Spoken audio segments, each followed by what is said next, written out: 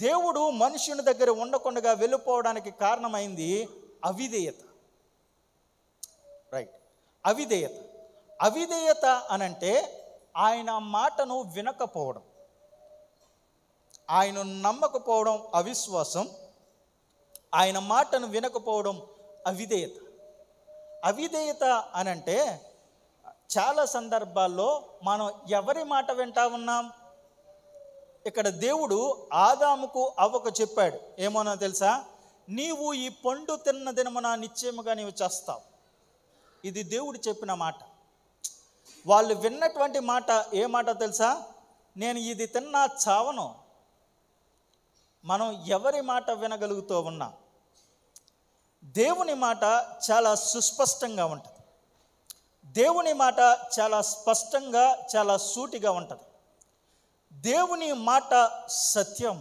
ఈరోజు ఆ సత్యం వైపునకు నిలబడుతున్నటువంటి వారు ఎంతమంది ఉన్నాం?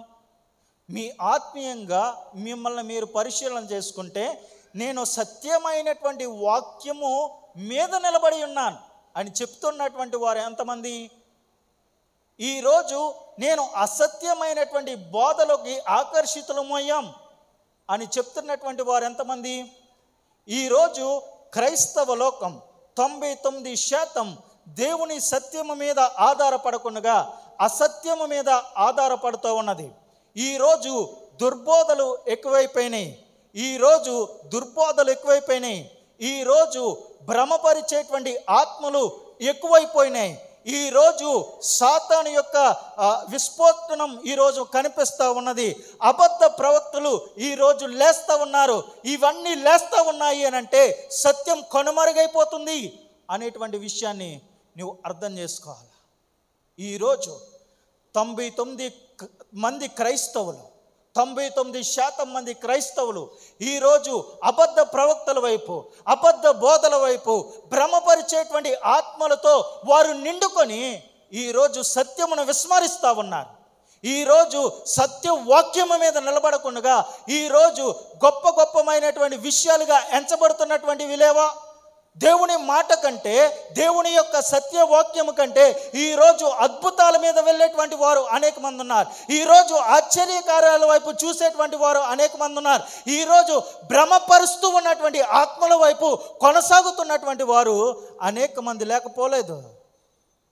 ఈరోజు అల్లర చిల్లర వేషాలు, ఈరోజు ఆత్మ ఆ విధంగా మరుస్తూ ఉంటే ఈరోజు లేని కార్యములన్నీ సంఘములో చేరుస్తూ ఈరోజు అవన్నీ కూడా సాతానుకు నివాసములుగా మారిపోలేదా? ఎలా భ్రమ పరుస్తూ ఉన్నారు అని అంటే ఈరోజు సంఘం అని లేదు, ఈరోజు శరీరం అని లేదు. ఈరోజు ఏమున్నదో తెలుసా? మందిరాల్లో తైతక్కలాడ్డాలు ఎక్కువైపోయినాయి. ఈరోజు డాన్సులు చేసేటువంటి ఆ యొక్క కార్యక్రమాలు చేపడతా ఉన్నారు. ఇవన్నీ కూడా మనం చూసి వాటికి ఆకర్షితులైపోయి మనం కూడా ఇదే విధంగా చేయాలి అనేటువంటి ఆలోచనతో మీరు నిండుకొని లేరా? ఆలోచన చేయండి. పెద్ద సౌండ్ బాక్సులతో, పెద్దమైనటువంటి ఆ యొక్క తెరలు కట్టుకుని ఈరోజు డాన్సులు చేస్తున్నటువంటి వారు లేరా? దాన్ని ప్రోత్సహిస్తున్నటువంటి వారు లేరా? ఏ విధంగా చేస్తూ ఉన్నారు? ఇవన్నీ కూడా ఆత్మ భ్రమపరుస్తూ ఉంది. ఏ ఆత్మ? సాతానుడు వారి మీద ప్రత్యక్షంగా దాడి చేస్తా దేవుని వాక్యం మీద దృష్టి మరలించి వాడి మీద దృష్టి ఏకాగ్రంగా చేసుకోవడానికి ఇష్టపడుతూ ఉన్నాడు. ఇవి జరుగుతూ ఉన్నాయి. మీరు ఇంకొక విషయం ఆలోచించవలసింది ఏంటో తెలుసా? సత్యవాక్యం మెల్లమెల్లగా వినబడడం మానేస్తూ ఉంది. దీన్ని బట్టి మీరు ఆలోచించుకోవాల్సింది ఏంటో తెలుసా? ఇంకో కొన్ని సంవత్సరాల్లో సత్యవాక్యం ఎక్కడ ప్రకటించబడదు. సత్యవాక్యం ప్రకటించబడినప్పుడు మీరు వెళ్ళేది దురాత్మ సంబంధమైనటువంటి బోధలకే. మీరు ఆకర్షితులయ్యేది దురాత్మ సంబంధమైనటువంటి బోధలకే. ఎందుకో తెలుసా? దేవుడు సత్యవాక్యమును మెల్లమెల్లగా కనుమరుగు చేస్తూ ఉన్నాడు.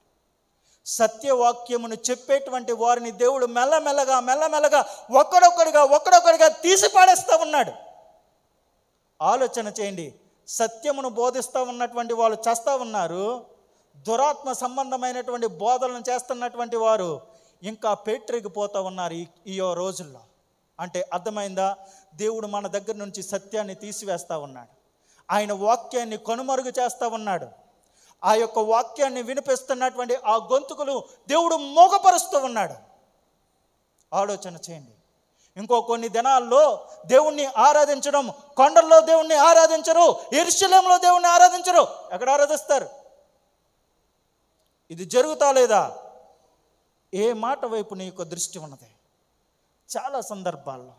చాలా సందర్భాల్లో ఇలాంటి పరిస్థితుల్లోకి మనం వెళ్ళిపోతూ ఉన్నాం. ఆత్మీయంగా మనం చచ్చిపోతూ ఉన్నాం. మన యొక్క క్రైస్తవ జీవితం, మన యొక్క క్రైస్తవ విశ్వాసం ఎక్కడ దాకా ఉందో తెలుసా? వాక్యాన్ని స్టేటస్లో పెట్టుకునే వరకు మాత్రమే ఉంది. దౌర్భాగ్యమైనటువంటి పరిస్థితి అది. సత్యవాక్యం ఏదో తెలియనటువంటి పరిస్థితుల్లో చేసేటువంటి కార్యక్రమాలు ఇవన్నీ. వాక్యాన్ని పెడుతున్నటువంటి వారు వాక్యాన్ని చదువు పెడుతున్నారా? దాంట్లో ఎక్కడికి పోతా ఉన్నది? ఎవరి మాట వింటా ఉన్నాం?